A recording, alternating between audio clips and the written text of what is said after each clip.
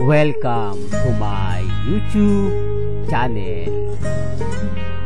Kung bago ka lang sa channel na to at true-blooded Aldab Nation ka, tama po ang channel na pinuntahan mo. Kaya considering na po kitang bagong subscriber. At huwag mong kalimutan pindutin yung bell para lagi po kang updated sa bagong video na ilalabas ko. Salamat po sa iyong pag-click sa channel na to. Welcome back mga ka-Aldab. Ito na naman po ang inyong lingkod, si Mr. Destiny, at magbibigay na naman tayo ng pinakamagandang update po ngayon sa loob po ng social media. Marami na naman pong kwento na kung saan hindi nyo talaga alam kung sino yung magsasabi ng totoo at nagsasabi ng fake news. Di po ba? Lagi kong sinasabi yan at paulit-ulit kong ipararamdam po sa inyo yan. Lalo na nga po sa fandom ng Aldab Nation, sa mga bitter, sa mga nagre-react, sa mga nagko-komento, wala pong problema yon. Alam nyo naman po na pagkadating kay Mr. Destiny, 101% po tayong updated. Di po ba? Yan naman yung kagandahan po sa mga mamis, sa mga titas, sa mga senyor, na ramdam mo yung presensya ng Aldab, ramdam mo yung presensya nila Mengay at ni Alden. Although wala daw pong post, wala daw pong update, okay lang naman po yun. Hindi naman tayo mamimilit. Di po ba, kung walang post si Main, walang post si Alden, matik na yan. Di po ba, sino nga po ba yung napapanghinaan ng loob ngayon? Sino ngayon ang, kumbaga, hindi alam yung mga galawan ng real life couple? Di, totoo to mga ka-Aldab. Sabi ko nga po sa inyo, relax lang po kayo, kampante lang po kayo sa dami ng mga bali-balita na kumakalat ngayon sa Instagram, sa Twitter, sa Facebook. Hindi mo na nga talaga alam kung sino yung paniniwalaan po ninyo. Marami kasi nagsasabi na Catherine at Alden pa din daw, Kat din. Ang daming posts kung titignan nyo po sa Facebook, sa Twitter, sa Instagram. Mga desperadong galawan na po yon. Ayaw lang po talaga nilang magpatalo. Pero gaya ng sinabi ko, kita nyo naman po sa mga pahayag at sa mga sinabi po ni Christopher Min, doon pa lang masasabi nyo na kumbaga tayo yung panalo eh. Di po ba? Tayo yung wagi. Tayo yung kampante. Tayo po yung matatag. Kasi tayo, mas marami tayong ganap. Kung ikukumpara po sa kanila, mas marami tayong update. Kung sasabihin po nila na sila yung lamang, huwag po kayong maniniwala.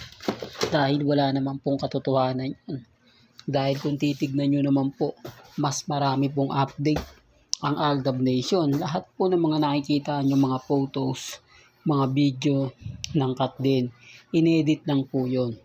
Ang galing, di po ba? Kapag sila nag-edit, okay lang. Kapag gumawa sila ng mga video, pabor sa Kat din, walang bumabatikos.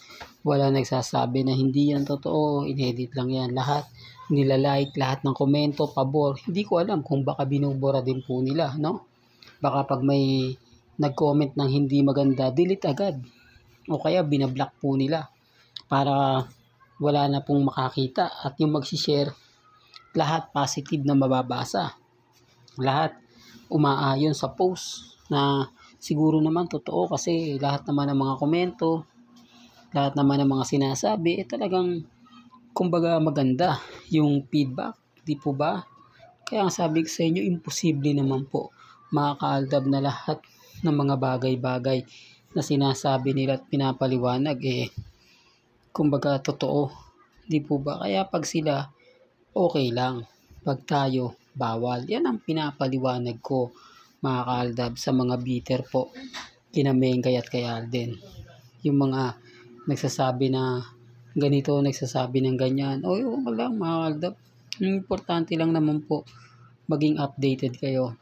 Importante lang naman po yung mga mamis, mga titas, mga senyor ang magsasabi at magpapaliwanag.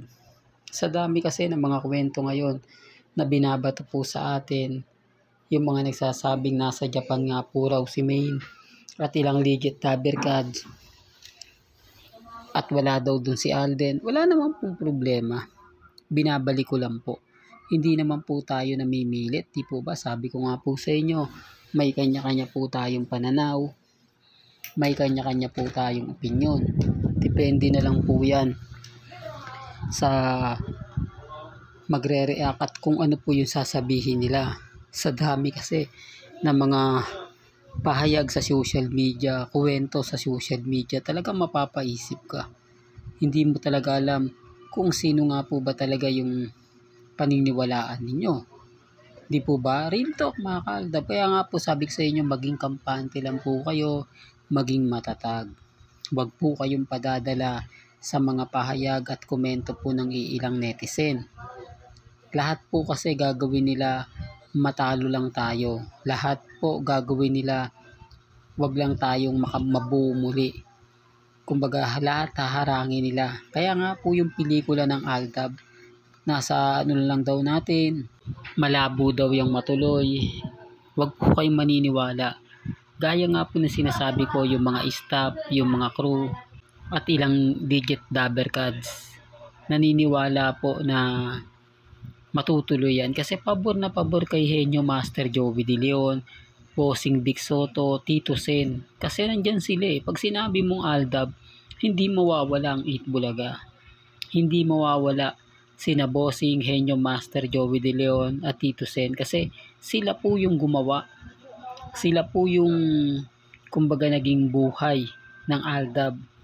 Kumbaga parang sila po yung dating nagpo-promote, nagsasabi ng ganito, kung ano na nga po ba yung kaganapan, lalong-lalo na po si Henyo Master Joey De Leon, si Bossing Vic Soto, although si Bossing may mga pasaring-pasaring lang, pero si Henyo Master Joey De Leon, di po ba binibisto yung dalawa?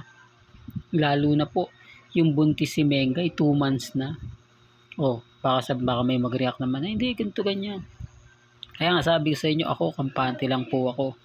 Matatag po. Hindi basta-basta natitinag. Kung ano po yung tibay natin simula 2015 hanggang ngayon, dala ko pa po mga kaaldab. Pero yung iba syempre nalulungkot, nadidismaya kasi nga po yung mga nababasa nila, nakikita nila sa social media. Yung iba po doon apps lang. Huwag niyong paniniwalaan yung paghalig ni Alden kay Catherine. Imposible po yun. Hindi po ba? Huwag po paniniwalaan yun, yung pag-akbay.